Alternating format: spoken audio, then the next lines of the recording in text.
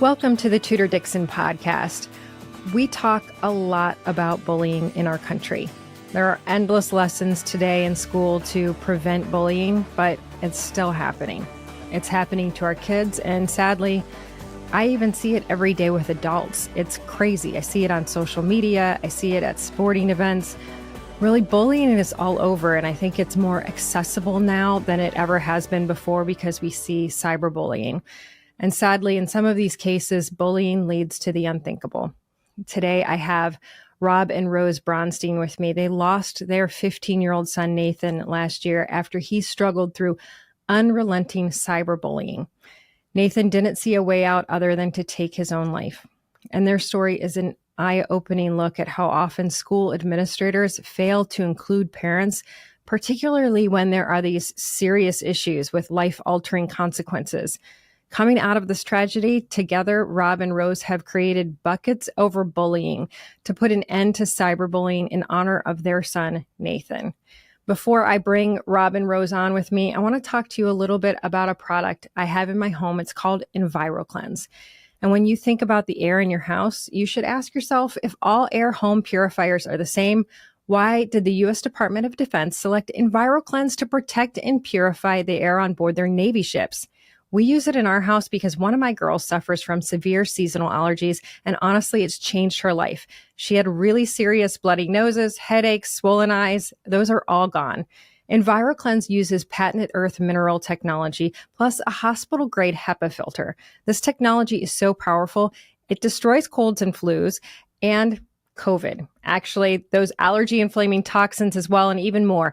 Their hospital-grade technology is so powerful. Like I said, it's used on Navy ships and in thousands of classrooms. The EnviroCleanse promise is far fewer colds and allergies and better sleep.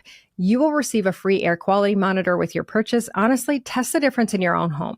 Visit ekpure.com. Use code Dixon for 10% off your EnviroCleanse home air purification unit and free air quality monitor plus fast free shipping.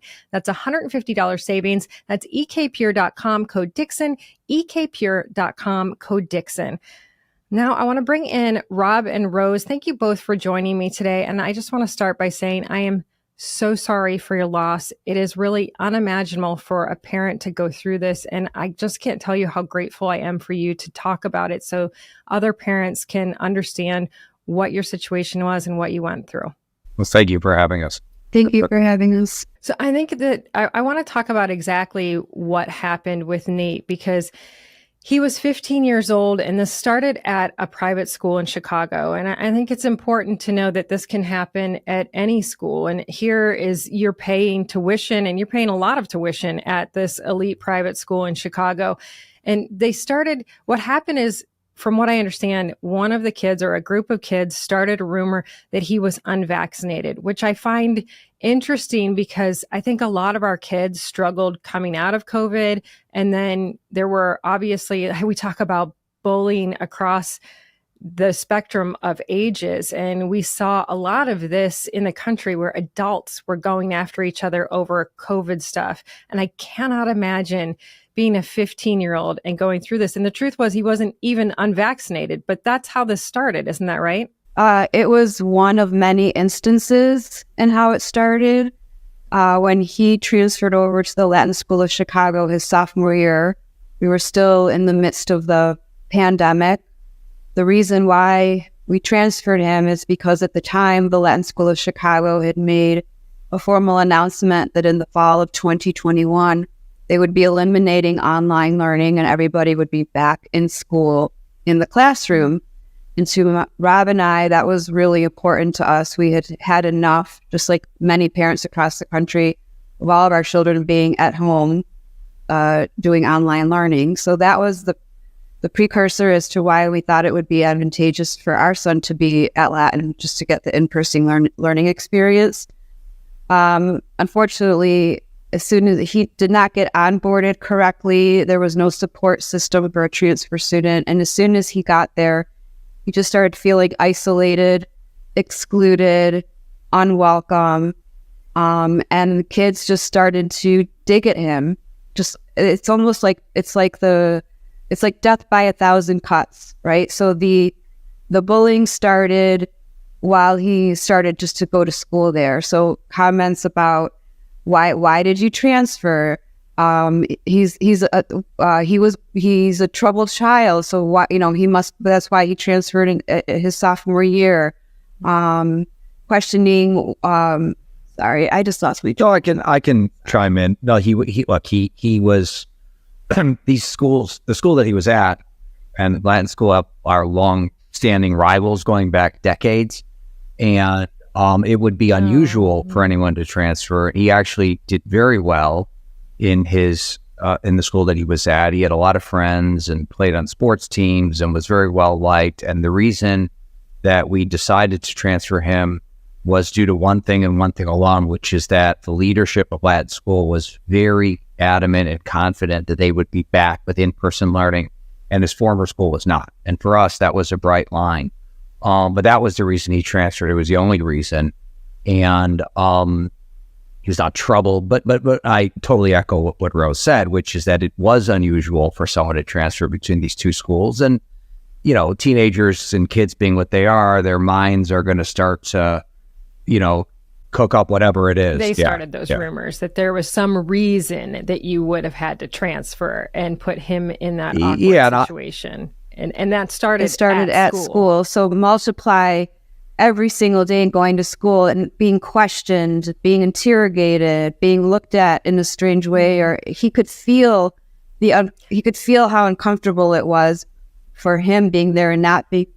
How did teachers not see this? I mean, that seems so, like, to me, with a new student, how could they have, it seems like the teachers and the administrators failed him, that they didn't immediately step in and do something with these other kids. Well, that's one of the biggest problems with bullying today, is that when you don't have actual documentation, right? When kids can be sly with the way they treat each other, then the adults in the room, they're going to say, well, I don't have any proof. And it becomes a he said, she said, right? So peers and administrators don't believe that ostracizing someone or making them feel uncomfortable is a form of bullying, but it is.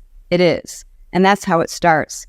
Another example of this, especially in the online world, and I'm sure you've heard this or seen this before, when kids are on a group text and they decide to pull somebody out of it, kick someone off a text, that's cyberbullying, right? Or if there's a group text of 20 students and they start a new one and leave one out, that's cyberbullying. And that starts to mess with the child's emotional and mental state. That's something that we talk about a lot on the podcast, because I think that this is such new territory for us as parents, especially parents today who have kids in high school and kids that are using devices like this, because I didn't have this when I was growing up. We had the house phone and my mom could pick up on the other end and tell me to get off. Nobody was sending private messages to anybody, but we've had that same experience. So last year, 8th grade, my daughter was 13, and one of the boys, they had a classroom group text, and one of the boys decided to cut her out. She never understood why, but it says you've been removed from this group text. And just that, I remember just that tiny thing happening in her world was huge. And that's another thing that I think you look at these administrators and these teachers and you say, you spend your time with these kids every day. This is not an adult. This is a child. When something like this happens to a kid, it is times 10 what it would be happening for an adult, because that's their world. And one of the things that we try to talk to people about is that at 15, those consequences of the permanency of suicide, the permanency of taking your own life, it just doesn't resonate like adults understand it. And the idea that they can get to this point, that you can have other kids push to this point. But how did the other parents, did they not know that this was happening? I mean, how did it get so far without administrators stepping in? The crux of the tragedy is as follows. In late December, there was a basketball game. Our son was on the JV basketball team at Latin School of Chicago. And there was a game against Francis Parker, the school that he was previously at. So there's been a lot of hostile back and forth between the teams, not in a good way in terms of their sportsmanship. And so the night of the game, the Latin School of Chicago was losing. And there was a post that was put on Instagram implying that Latin was losing. And my son took the hit for it.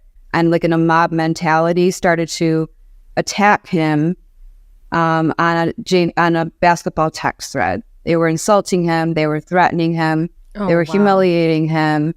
And then that same weekend, a Snapchat message was created by a student with threatening messages. And as he posted it, other students started picking up the Snapchat message and adding expletives and messaging that implied physical harm and deadly harm. And one of the pieces on there that till this day still just shakes me to my core, and the way that my son interpreted it was an emoji that meant to smoking his ashes. And in addition to that, we do know that he received a separate Snapchat message telling him to go kill himself. So the culmination of all this severe cyberbullying spun out of control. He did report the cyberbullying to the dean of students that weekend via email, and he attached a copy of the Snapchat to the email. So it clearly identified 3 students who were a part of the cyberbullying, and he had asked the dean of students for help to make it stop and had referred to it as cyberbullying. What is most... And did he So get a few days later, what is most disturbing to us is that when the dean of students was trying to close the loop on the issue, she responded to him in the email and minimized his report of cyberbullying by referencing it as social media behaviors. But I want to point out that so he went to the dean of students, desperate for her help, and she actually met with him the following day. And just so you know, I mean, common sense and prudence, but also Illinois law required her to immediately begin an investigation and to inform the parents of both the victim and the bullies, okay? Which she did not tell us. And we later, well over a year later, through litigation, we ended, because we're suing the school for wrongful death, among other things, but through litigation, we actually were able to get our hands on the handwritten notes of that meeting. And at the very top of her notes are the words in bold, encircled with asterisks on both sides: no parents. No parents. And yeah, it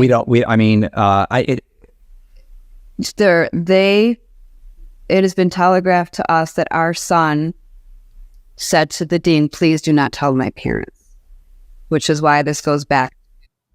Okay, well, this is a perfect example of when you have a child who is in danger. I mean, does the child really have the like I said, the consequences, the understanding that my parents shouldn't be involved, and the fact that the administrators would go, "Oh, we were told by a 15-year-old he's thinking of suicide, but we should keep that from his mom and dad." That's insane. It is insane, and so it is insane, and it's also against the law in Illinois. Period. End of story. But it is insane, and as my wife pointed out, when our son wasn't covering his nose and mouth with his mask, they informed us. When he was tardy or missed school, they informed us. Every other little thing, they informed us. But when he came to them with this incredibly serious thing, and I don't want to get too much into details, just because, again, like I said, it's a subject of litigation. But I know I can tell you this, which is just mind-boggling. The dean actually wrote our son an email, which sounded like it was scripted by a lawyer several days later, and it said, "Per your advice, I won't be contacting your parents." I mean, first of all, a 15-year-old isn't obviously in a position to advise the school, but who even talks that way to a child? Per your advice. Right. It's amazing. And so the fact that he made a report. These kids are told, go to a trusted adult when you feel like you're in danger. go to a trusted adult to report something when you need help. And he followed the school's protocols. And he said, I'm here because I need help. And she goes and diminutizes his request for help and essentially blamed it on him, because she wrote back to him, next time you post, you should pause. So his report was diminutized. He was already feeling helpless and hopeless, and he was blamed. So he felt like he had nowhere to go. And what was even more disturbing is after he reported the incident and had a meeting with her, he then was cyberbullied again a couple hours later on the text message thread. And then later that night, we know now, after having his electronics reviewed, we now know that later that night he was researching suicide. And just so you know, so we didn't know any of this ever. I don't think we ever would have found out, because the school had no intention, apparently, of telling us. What happened is that was in mid to late December of 2021, and he died on January 13th. And we now know, just through our litigation, the school immediately went into kind of a crisis management mode of scrambling around and cover our own butts. And anyhow, a mother of one of the students who was on the text thread, who didn't participate, just saw it all. The student went to the mother, and the mother demanded a meeting with the school and showed it all to them. And they promised to look into it. She didn't know that they already had seen it and knew, but in any event, she demanded that they look into it and do an investigation. And I think after about 11 or 12 or 13 days of them clearly doing nothing, she finally reached out to us. We didn't know her. We actually found out about it 4 or 5, 6 weeks after it happened, and 2 weeks after his death, from another parent. So when he died, did you understand? I mean, were you just left wondering how this happened? We had no idea. We were completely in the dark. We were so blindsided. We were just shocked, absolutely shocked. We had no idea where this had come from. And in addition to that, we had already made all the arrangements to have him transfer back to Francis Parker. Because things had gotten so bad for him at Latin, we were able to get him transferred, and he was supposed to start back at Francis Parker on January 24th. So in our minds, we thought we had diffused everything. He was going to be okay, and he was going to go back to his previous school, and we were going to start fresh and start from scratch. We've had all these initiatives on bullying, and it seems like, again, I'll say, I think that none of us who grew up without this technology can fully understand the extent to which kids can torture each other on social media. And I've seen it with my own daughter. She was showing me last night, one of the kids in her classroom who was putting videos of themselves out on one of these social media apps, and the comments of other kids just ripping this little person. And I'm like, oh my word, how is this? How do you take this? I mean, I couldn't take that. It's tough. I don't read the comments on my social media now, and that's because I know not to, but I think if I were a kid and I were constantly being just crushed with all of these comments. And then one of my friends, she said that last year her son was in school in 8th grade and so close to all of his friends. And then one day the friends said, you're not a part of our group. They would actually stand and tell him, you're not welcome over here. He spent the last semester of 8th grade being completely alone, and the parents didn't know how to handle it, really genuinely felt at a complete loss. But I know you've created Buckets Over Bullying. So from your experience, what can you tell other parents who are really at a loss for what to do when this is happening with their kid? Or even if they don't know, what are the signs that they can say, hey, I need to step in, or I need to talk to the teachers? Well, right there is one of the problems, because I'm sure you've seen and heard this as well. This is a multi-layer problem. We've got school administrators who are not taking bullying and cyberbullying seriously. We have parents on both sides, parents whose children are being victimized by bullying, and the children who are doing the bullying. So as a parent like myself who's experienced my child being victimized, and going to the administrators. There are many cases where you go to the school and the school will deny, deflect, or gaslight you and say to you, this is not bullying, this is not cyberbullying, right? They won't listen to you. Or they'll say, we don't have documented evidence to do anything.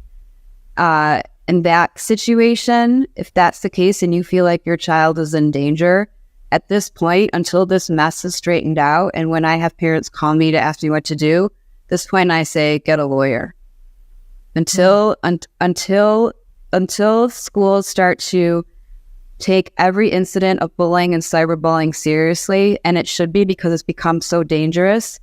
It should not be subjective anymore because it's putting it's leading to devastating consequences in some cases. Why are schools not stepping in? I mean, we hear this about students that ended up becoming depressed and then hurting someone else, students who became depressed and hurt themselves. But the common theme here seems to be that schools are not stepping in. And there's also this don't tell the parents. I mean, I honestly just experienced this last night where I go to school, find my daughter crumpled in the girls' bathroom crying hysterically. I say, what happened? And she says, I was pulled aside and I was told by my teacher that he reviewed my homework and believes that I cheated and that I was getting a 0 and that I would have to come home and face the music with you. But I didn't get a call from the teacher. Nobody reached out to me. And I feel like you put my kid in a position where her whole world crumbled down and you didn't tell me that this happened. Why is this that teachers and administrators are almost feeling empowered to let kids suffer and then not saying, and then they feel like parents don't deserve to know? That's a great question. I don't know the answer to that. I really don't. And we're seeing it everywhere, just like in your example and when it pertains to when kids are in danger. I mean, we also saw an instance where a child was being physically beaten in school and the kids recorded it and posted it on social media. And the adults in the room don't do anything. They don't reprimand the kids. They don't call in the parents. They don't demand apologies. I don't know what's happened in the school systems, both public and private, where parents aren't notified when their kid is in danger, whether it's mentally or physically. And at this point, really the only thing that as parents to gain control and to gain our rights back is to start to get legal support, unfortunately. And what I also hope is that parents don't wait until something devastating happens to get legal support. When I have parents call me when they're in the midst of a crisis, when their child is in the midst of being bullying, I say right away, call the police, get a lawyer, ask for a protective order before things get worse. But then what happens too, what we were referring to a minute ago, then the child will say, you're going to make it worse, right? Don't call the school. Don't call the parent because you're going to make it worse for me. And that happened in our case as well. My son during that semester was coming home from school and sharing with me the digs that he was getting day after day after day, in tears, so upset, so enraged, telling me who was doing it, how it happened. And so I called the parent next door of the child who was doing this to my son. I gave that parent notice 2 times. I said, your son is hurting my son. Can we please do something about this? It needs to stop. My son is very upset.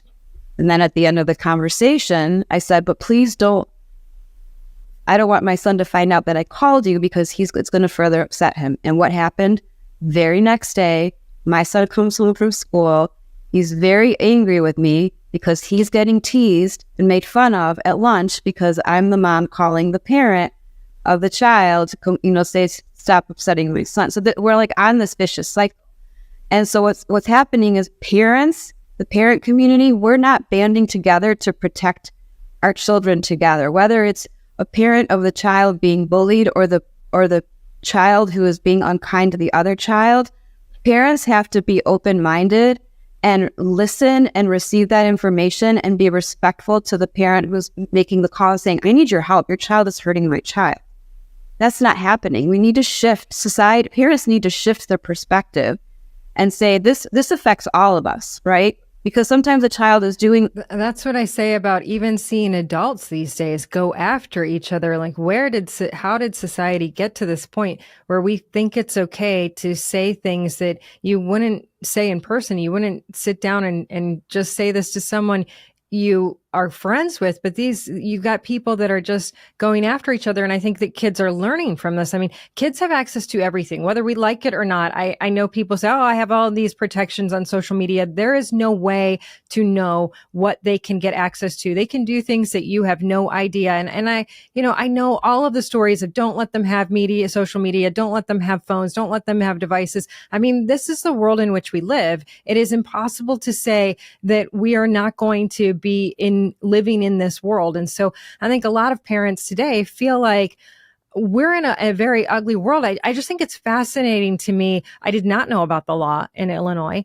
I think that's fascinating to me because we have been conditioned by, I would say, even bullied by some folks into saying, kids get to make choices without parents. Parents should not be involved. And there are a lot of parents, even in my sister's school where her daughter goes, she said, I spoke up one time and the parents were like, oh my, you have to let the kids make their own choices. You can't have a voice here. We've been conditioned to believe that these are little adults running around and they don't need us anymore. Well, that's not what the law says either. So I think it's fascinating to me that that's the law in Illinois, but it's also fascinating to me that you say, get a lawyer, get an attorney, because I think it's something. You're right. That innate feeling of, I don't want to embarrass my own kid. I don't want to make this worse. But then this is as bad as it can get. So this is as bad as it can get. And what I've also, and what's so frustrating, but I hope that this is a wake up call to schools across the country, administrators across the country, both private and public, is because I've been following it. In this year alone, 2023, there have been 5 settlements for loss of life of children who have been bullied in schools across the country. Which is so disturbing. The 7 and 8 figures, not small settlements. And I actually, wow. I wanted to, because I want parents to know, I actually brought it with me. Just recently, a child by the name of Diego Stoltz in California, he was physically attacked in school. He was punched in the head. He fell over, and the injury caused loss of life. They were awarded $27 million. Again, not for the settlement. Not that there's no price tag on a child, and the family it's not going to change the hell that the family is going through. But my point being is that schools need to do a much better job of protecting our children. And the story that I read, this child was relentlessly bullied over and over again. The parents reported it. They did everything they can, and the school turned a blind eye. Same thing happened. Mallory Grossman in New Jersey. She was bullied online and offline relentlessly for over a year. When she was in 6th grade, her parents reported it. She reported it. They did. It's exactly our story, just a different family. She was 12 years old and she took her own life because she couldn't handle it. It took 5 years, but the Grossman family was awarded a settlement of $9 million. Again, not the money, but it's the point that at some point, parents have to start to hold schools accountable and their feet to the fire, that our children deserve an environment, a safe environment to go to school. If this happened in the workplace among adults, this would not be tolerated. This is all illegal criminal behavior. And in our case, we've been very, very vocal about the fact that to the extent that ultimately there's any financial recovery, we plan to donate the entirety of that. I mean, we're obviously very, very involved in all sorts of advocacy through our nonprofit, but we intend to donate every penny because, again, it's not about that. But on the other end, although we feel strongly that we could take what is a rightful settlement and put it to much better use, but that's only part of the point. The point is, as my wife was saying, is that unfortunately, the only way that the schools are going to treat this with the seriousness that it needs to be treated is when districts are paying $9 million and $27 million and on and on and on. I mean, we give our kids consequences. This is what we're asking. We want them to feel the consequences of not taking action, of not being involved. And I think it goes all the way back to training teachers. When you have teachers who then generally are the ones who become administrators. These are things that I certainly hope our universities are looking at, what the challenges are with cyberbullying and bullying in general. And I think this has to be, we're so focused on other trainings right now, but we're talking about children's lives and genuinely talking about life and death situations here. And I think your point is so valid that they have to feel these consequences, whether it is a private or a public school, has to understand that our children's lives are priceless. Let's be honest. Our children's lives are priceless. But you have to understand that there is a price to pay when you decide to look the other way, when a child's life is on the line, or when you decide to say, oh, this kid is mature enough to tell me his parents don't need to be involved. I think that's really the issue that we're getting at here today. Mom and dad are mom and dad. If this kid has a house, whether it's mom and dad or grandma and grandpa or aunt and uncle who take care of them, those people are the ones that love that child more than anyone else. They will take care of their own child, but you have to tell them. Parents should not be denied the right to protect their child, especially in this environment now where bullying and cyberbullying has become so dangerous and has led to deadly consequences. It is not a judgment call anymore on the side of an administrator to decide whether or not that an incident or a report is at their discretion, whether they notify a parent or not. If Rob and I would have had the opportunity to intervene, if we had been notified that day, if at 3:30 that afternoon, the dean called us and said, your son came in today to report an incident of cyberbullying. We need you to come in. We need to talk about it. We're calling in the parents. I can attest to you that our son would be here today because we would have known, right? We would have known, and we would have had the opportunity to intervene, put support systems in place and to protect him from any further harm. But we had no clue. So we didn't even have the opportunity to do so. And I want to point out, well, first of all, the law, which has existed for some amount of time, used to require that schools inform parents. It was a little vague, but people interpreted it as 10 days. We were very fortunate to have worked with some members of the Illinois General Assembly a few months ago to actually have that law changed to now require a 24-hour notice, which is appropriate. Thank you. Which is appropriate, the speed at which things move online. But I also wanted to point out, and I know I said this before, but I want to stress it again. It's not only the parents of the victim who it's mandated to be informed. It's also the parents of the bully. And I will add to what my wife said. I think that not only had we been informed, we could have remedied the situation. It's probably fair to say that had the parents of the bullies been informed, that would have further helped remedy the situation.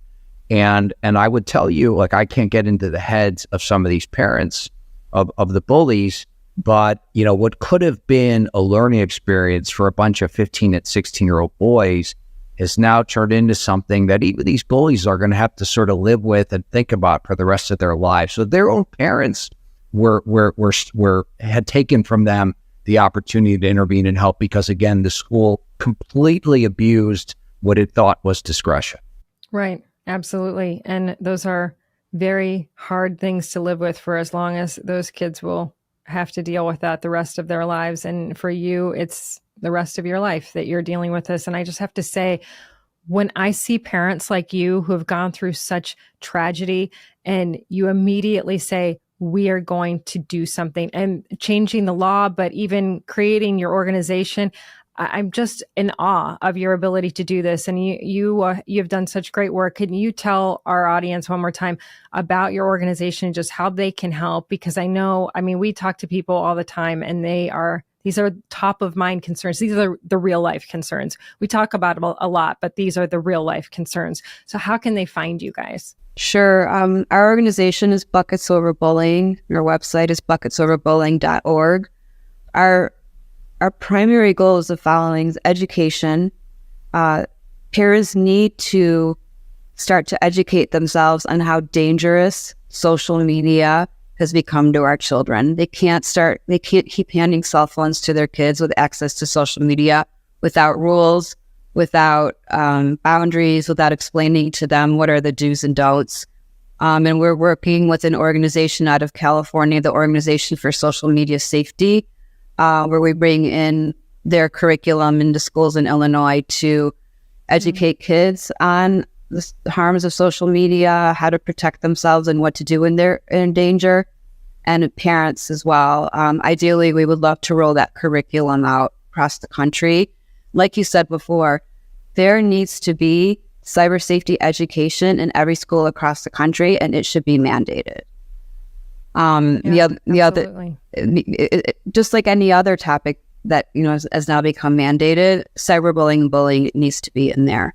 The other thing that we work on as well is advocacy. So we work really hard to support federal legislation that's been introduced to put protections in place for our kids, as well as state legislation here in Illinois. The one thing that I do want to highlight to the parent community, that's something that we should all start to think about and to demand this, is I believe now that bullying and cyberbullying should fall under mandated reporting laws. Bullying and cyberbullying is a form of is a form of abuse, right? So if every teacher and faculty and administrator is quote unquote a mandated reporter by law, and they're required to report to Child and Family Services if they see a child who shows signs of abuse and neglect, bullying and cyberbullying needs to be pulled into that trigger as well. It could potentially be life-saving. And then what would happen is it would not be subjective anymore, right? Right. So I just wanted to put that out there, because I keep trying to think of ways like, how do we get our arms around this, and how do we put more safeguards around our children to make sure that we don't have any more horrific tragedies that we've experienced. And then finally, the third focus of our organization is legal action. Parents have called me desperate, saying, telling me their story and they don't know what to do. And I say, what, at this point, your best option is getting legal counsel. But what happens is the immediate reaction is, well, how am I going to afford an attorney, right? A parent is going to recoil because lawyers' fees are so exorbitant. So that has become a huge barrier, and giving parents their rights back to try to find ways to protect their children. And so here in Illinois, we've partnered with a law firm who is offering pro bono legal services when families are in crisis. And removing that barrier, then at least parents have a resource to go to when they've already called the school, reached out to the parents of the bullies. The child is saying, please don't do anything else because you're making it worse for me. And the child is refusing to go to school. As a parent, you need help. You need help, and there's no other way. So ideally, what I'd like to do moving forward, and we're working on it, is to build a network of attorneys across the country who are all interconnected, have a representative in each state that would offer pro bono legal services to families who are in crisis when they feel that their child is not safe at school. Removing that barrier would give us all the more power back to parents to protect our children. I love that. That is amazing. And like I said, you are both incredible. We are in awe of what you've been able to do. Thank you so much for being here, Rob and Rose Bronstein. I appreciate it. Thank you. Thanks for the opportunity. Absolutely. And thank you all for joining us once again on the Tudor Dixon podcast. For this episode and others, head over to TudorDixonPodcast.com. You can subscribe right there, or check out the iHeartRadio app, Apple Podcasts, or wherever you get your podcasts, and join us next time on the Tudor Dixon podcast. Have a blessed day.